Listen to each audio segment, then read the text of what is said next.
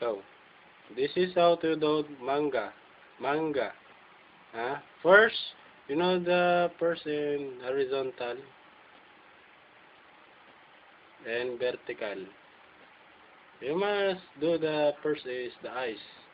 Of course, well, eyes, if that there's the eyes, it is not the blinkers of the anything you can made of. Yan.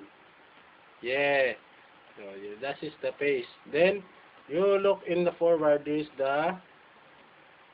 is the heart. Heart like yes. Yo, I know that you're thinking that is a manga. Yeah. Manga. Yeah. Now you've done. All is done. Yeah. Look close up, close up. Yeah. Yes. That is now how to draw manga.